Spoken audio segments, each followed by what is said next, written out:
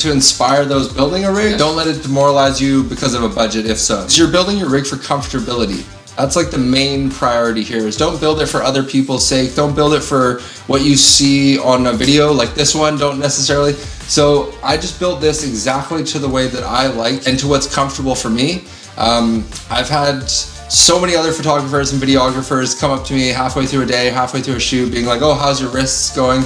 Yeah, sometimes you'll be filming for 8, 10 plus hours. So you really want to make sure that comfortability and being able to operate it in all these different circumstances is probably your main priority, other than producing high quality content. So right now I'm just going over my horizontal setup, but later in the video I'll show my vertical setup as well.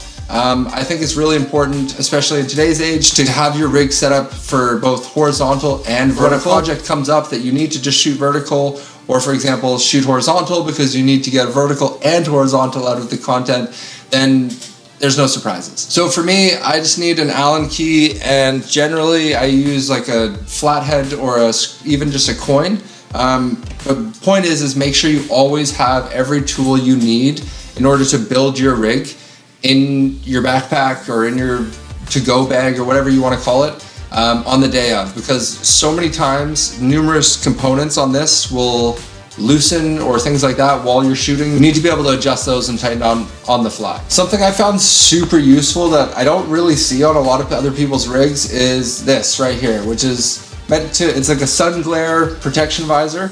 But something that I really end up using it for is another connection point, honestly. If I'm finding that like stability is an issue, and that if you're shooting at a really high focal length, obviously the stability goes with that. Your IBIS isn't going to work as well, or whatever camera you're using. So sometimes what I'll do obviously is mount the camera here, point the monitor down, and then kind of view it like that using the body and mounting it here on my shoulder. But another thing I really like to do is mount it here on my chest, using that against your V-mount battery, and putting your head against your sun glare visor, lock your arms, and to use that as a connection point for all 3 points.